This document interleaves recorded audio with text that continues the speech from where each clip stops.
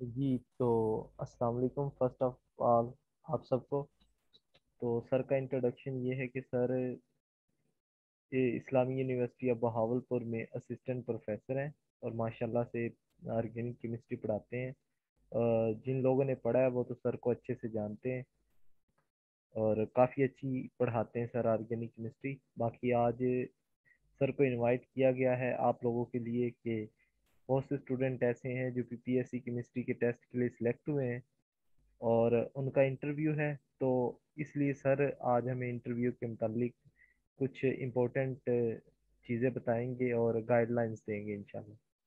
Ji sir. Thank you Akmal साहब। तो बिस्मिल्लाह करते हैं जी। जी सर। सबसे पहले जो प्रॉब्लम होता है स्टूडेंट का, जब कभी भी वो किसी इंटरव्यू के सामने जा रहा होता है तो वो उसका प्रेशर होता है उस पे, क्या पता नहीं अंदर क्या बीतेगी, क्या होगा क्या नहीं होगा। तो पहली बात यह है कि आपने इससे निकलना होता है।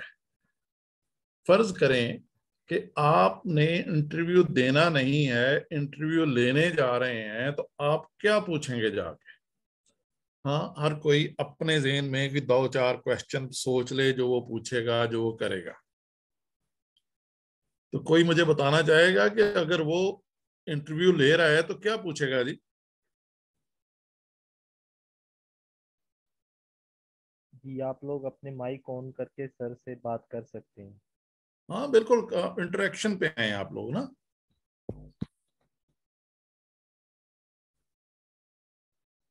जी, एक तरफ से आया है जी क्वेश्चन, आंसर आया है कि इंट्रोडक्शन पूछा जाएगा और स्पेशलाइजेशन पूछी जाएगी। ठीक जी। और के क्वेश्चन?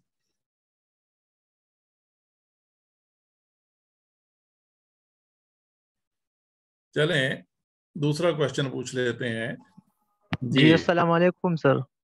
वालेकुम अस्सलाम। जी सर, बॉडी लैंग्वेज को चेक किया जाएगा और साथ में इंट्रोडक्शन और इसके साथ जो पोस्ट है, फॉर एग्जांपल अगर सब्जेक्ट स्पेशलिस्ट का पोस्ट है तो सब्जेक्ट स्पेशलिस्ट से रिलेटेड क्वेश्चंस की जाएंगे, सिंपल और इंटरमीडिएट और बीएससी के लेवल के हिसाब से। और अगर लेक्चरर का पोस्ट है तो मास्टर और थोड़ा डिफिकल्ट क्वेश्चन पूछे जाएंगे सर। तो पोस्ट के लिहाज से और बॉडी लैंग्वेज और कम्युनिकेशन स्किल्स इसको देखा जाएगा सर। गुड। तो अभी एक स्टूडेंट ने कमेंट्स पास किया था कि why we should select you as a lecturer. कि एक क्वेश्चन ये भी पूछा जा सकता है कि हम आपको लेक्चरर के तौर पे क्यों सिलेक्ट करें जी? आप में क्या ऐसी खूबी है कि आपको सिलेक्ट किया जाए? और बात बिल्कुल ठीक है।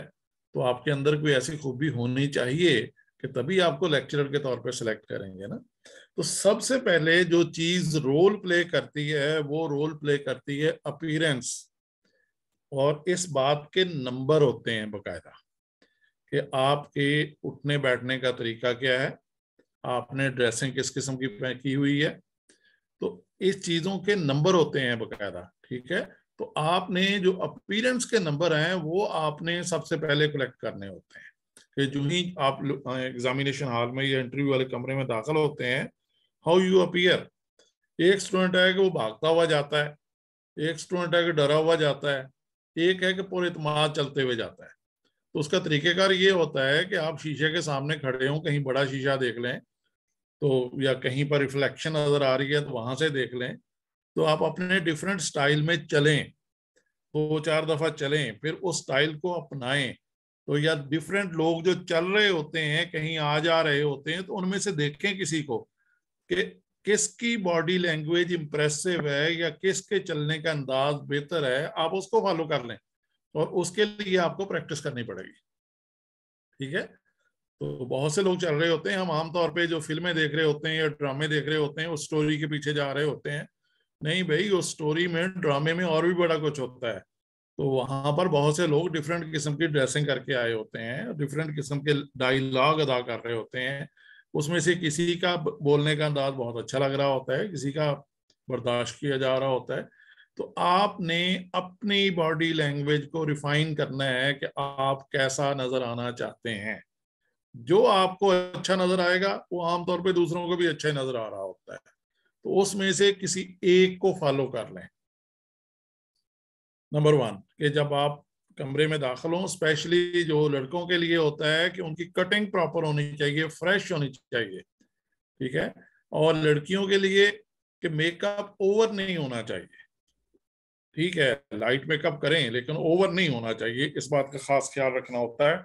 ड्रेसिंग जो होती है वो उस वक्त इस तरह की ड्रेसिंग होनी चाहिए कि अगर आपको सिलेक्शन हो जाए तो वो आपको लगना चाहिए कि आप लेक्चरर हैं, या जिस पोस्ट के लिए भी आपको सिलेक्ट किया जा रहा है तो आपकी अपीयरेंस ऐसी होनी चाहिए। ड्रेसिंग एक रोल प्ले, खास रोल प्ले कर रही है, तो उसको आपने मद्देनजर रखना होता है।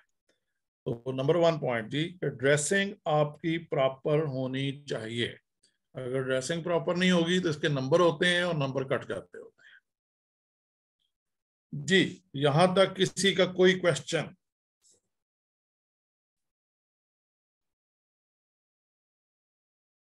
आप माइक ऑन ऑफ करना सीख लें, और कोई क्वेश्चन हो आपके जहन में यहाँ पर तो आप पूछ सकते हैं। स्पेशली बॉयज के लिए कि आपके शूज जो होते हैं वो इतने जबरदस्त तरीके से पॉलिश होने चाहिए कि पता चले कि वाकई पॉलिश हुए हुए हैं। जी सर।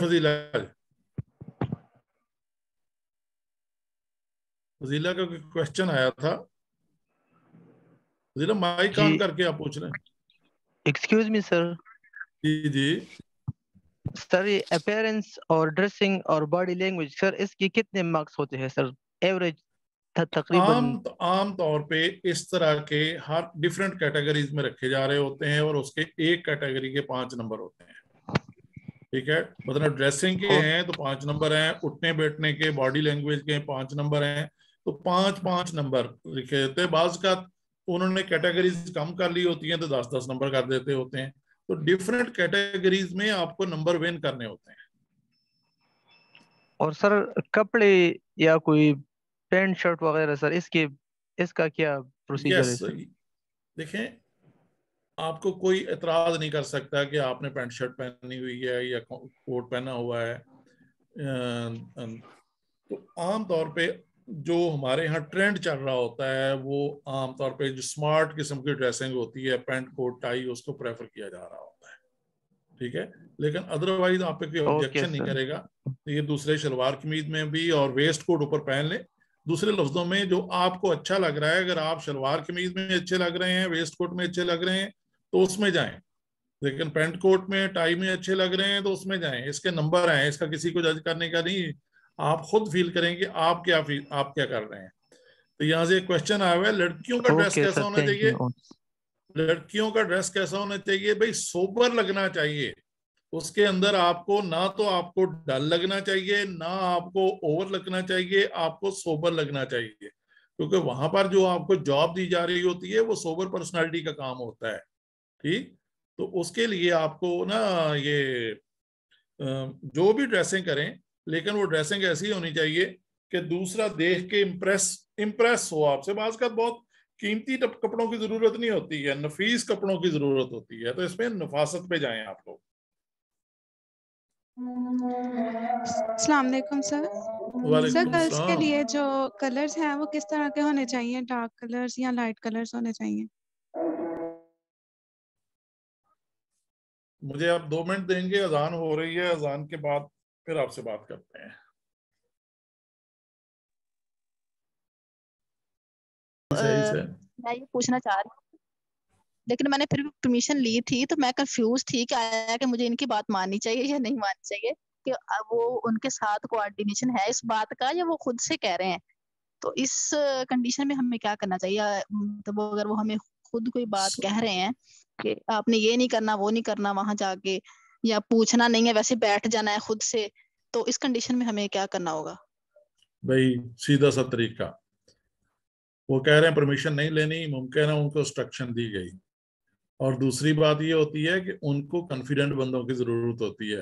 अगर वो कह रहे हैं नहीं लेनी तो कोई बात नहीं, गो इनसाइड एंड से अस्सलाम वालेकुम, ठीक है जी, आप ऊंची आवाज में उनसे सलाम लें। उन्होंने आपको इनवाइट किया हुआ है, अगर आप कुर्सी पे खड़े रहते हैं तो खुद कह देंगे तशरीफ रखें, नहीं है तो बैठ जाएं, ठीक है। ये वहां की छोटी बातें होती हैं। इस बात पे कि कोई कैंडिडेट खुद क्यों बैठ गया है उन्होंने सिपाही नहीं सिलेक्ट करने, उन्होंने दूसरा आपको एज ए लीडर सिलेक्ट करना है। तो लीडर अगर सिपाही की तरह बिहेव करना शुरू कर देगा तो फिर वो उनकी नहीं हो सकेगा कुछ भी। तो आपने अपने स्टाइल को अपनाना होता है। गो इनसाइड, से अस्सलाम वालेकुम, सिट ऑन द चेयर, लेकिन हाथों की मूवमेंट जरा देख लें कि वो बाज का हाथों की मूवमेंट बहुत ज्यादा हो रही होती है, वो ना हो, ठीक है, और रिलैक्स होके बैठे। जी जी ठीक है सर जी। और कोई क्वेश्चन?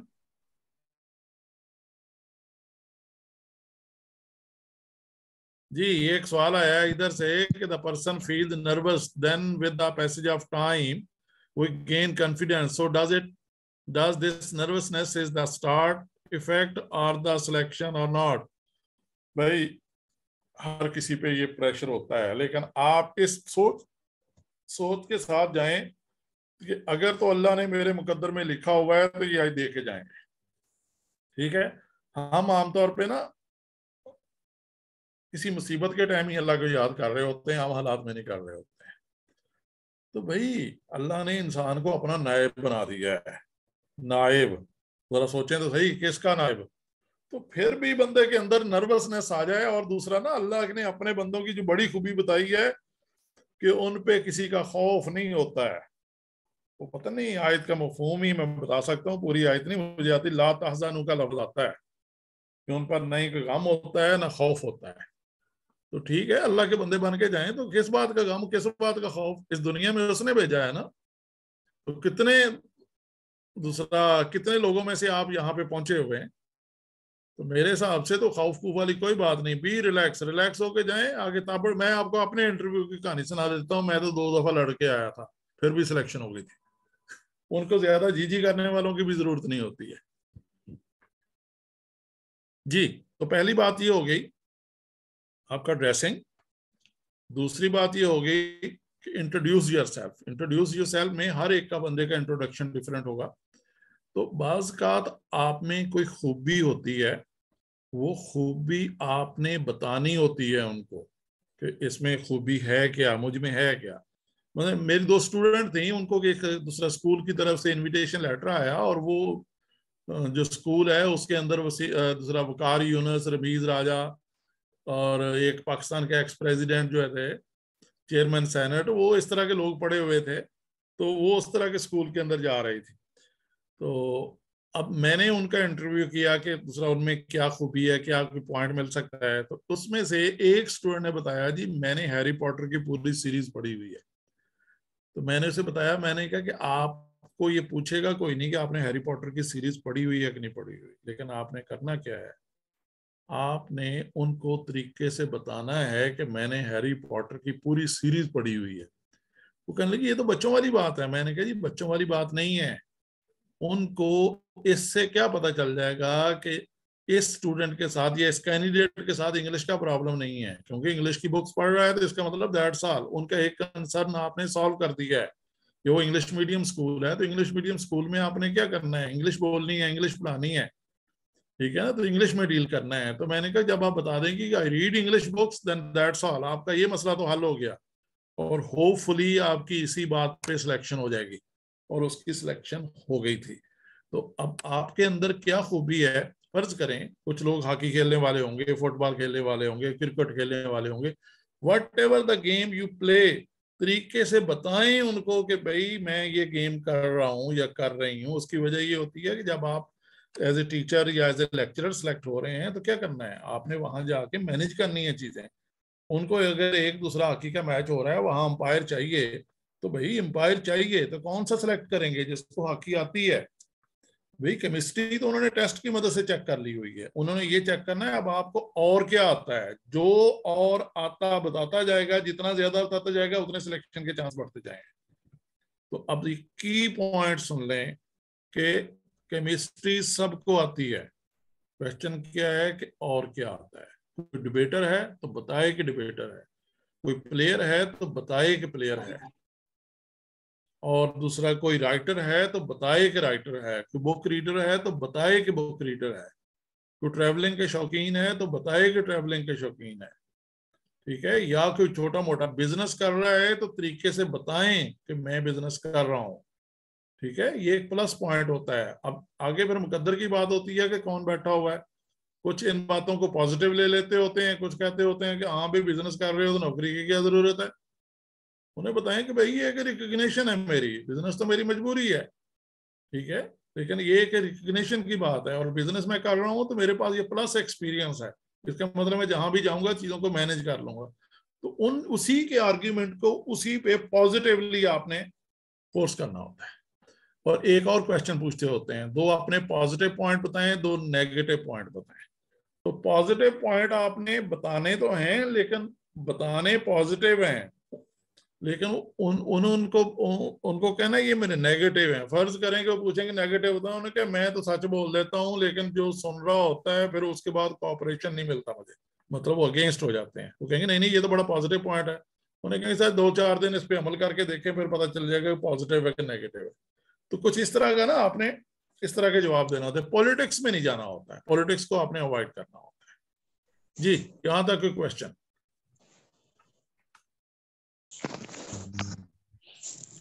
Excuse me, sir. जी जी Sir, mostly the interviewer have got an issue of subjectivity. How this problem can be overcome? Can you But explain the term subjectivity?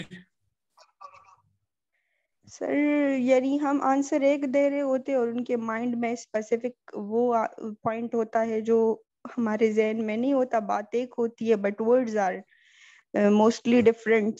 Sir इस वजह से सिलेक्शन से बहुत सारे लोग रह जाते हैं, मोस्टली 40-45% लोग। यस, ये प्रॉब्लम आता होता है, और स्पेशली प्रॉब्लम उस वक्त आता होता है जब या तो वो ज्यादा ट्यूशन पढ़ाने वाले टीचर उस लाइन पे आ जाएं, या फिर दूसरा जो होते हैं कि आमतौर पे जो ट्यूशन ओरिएंटेड टीचर्स होते हैं जब इस तरह का लाइन सिलेक्शन में आते होते हैं तो वहां प्रॉब्लम आता होता है। ठीक है, तो ये यस दिस इज प्रॉब्लम। और आमतौर पे फिर वो एफएससी के टीचर होते हैं। ठीक है, तो इसका मतलब ये है कि आपको एफएससी की बुक जरा 2-4 दफा पढ़ लेनी चाहिए, उसको रीडिंग में रूटीन में शामिल कर लें, आप उसमें से चीजें पिक कर लें। तो लेकिन उसका फिर तरीकेकार एक और होता है उससे बच के निकलने का। उन्हें कहें कि भाई आपका ये क्वेश्चन मुझे नहीं मालूम, आप मैट्रिक लेवल का क्वेश्चन पूछ रहे हैं, एफएससी लेवल का क्वेश्चन पूछ रहे हैं या बीएससी लेवल का पूछ रहे हैं।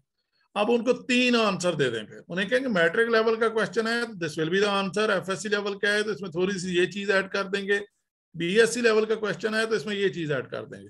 अब आपने तरीके के साथ उनको टाइम ज्यादा ले लिया और उनको दूसरे लफ्जों में अपने अल्फाज अपॉर्चुनिटी क्रिएट कर लिया टू एक्सप्लेन दैट वन। अब फिर वो नहीं करेंगे ये पार्ट, क्योंकि पहले जब एक आंसर दे देंगे तो वो कहेंगे कि हाँ ऐसा नहीं है। तो जब आप उनको ज्यादा एलेबोरेट कर देंगे तो फिर ऑटोमेटिकली बाकी जो है वो आपकी फेवर में हो जाते होते हैं। तो एक आध पर्सन हो भी तो उसको फिर इस तरीके से अवॉइड कर लेते होते हैं। जी, और कोई क्वेश्चन? जी दुलेश सर अगर कोई पूछते हैं, कोई क्वेश्चन पूछते हैं या सब्जेक्ट से रिलेटेड या उसके बगैर भी, तो क्या जरूरी है कि आंसर जो है वो इंग्लिश में ही देना चाहिए? तो उर्दू में हम बात भी नहीं कर सकते उनसे? Yes, this is the good question. ये अभी दूसरा ना मेरा एक स्टूडेंट सेलेक्ट हुआ है, और पहले तो वो इधर इस्लामी यूनिवर्सिटी से उसने बीएस किया था, बाद में एमफिल किया उसने जाके पंजाब यूनिवर्सिटी से। तो उसको यही क्वेश्चन पूछा गया, उसने जाके उर्दू में स्टार्ट कर दिया। अभी लेक्चरर है इधर बहावलपुर के पेरिफेरल एरिया के लिए में पढ़ा रहे हैं वो साहब।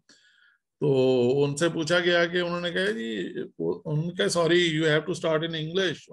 आगे से जवाब आया sorry sir I can not explain it English very well but I can express in Urdu very well. तो they said that no you have to speak English. अच्छा, उसने कहा if it is a compulsory then I will try. अब जब आप बोलना शुरू हो जाते होते हैं ना तो पहले 2-4 सेकंड मिनट उसको कह सकते हैं कि आपको प्रॉब्लम आता होता है।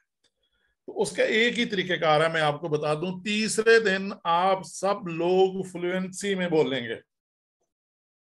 तो आप लोग 3-4 स्टूडेंट को ग्रुप बना लें और हर एक से पूछें कि भाई आज आपने किया क्या है, उसको एक्सप्लेन कर दो और इंग्लिश में बोलना है। शुरू में प्रॉब्लम आएगी, लेकिन विद इन आप हर एक को 5-5 मिनट देने हैं। 5 मिनट देने के बाद फिर दूसरे राउंड के अंदर क्वेश्चन चेंज कर दो। चेंज कर दें। अब चेंज किस पे करना है, वो टॉपिक दे दें जिसपे हर किसी के पास नॉलेज भी हो और वोकेबलरी भी हो।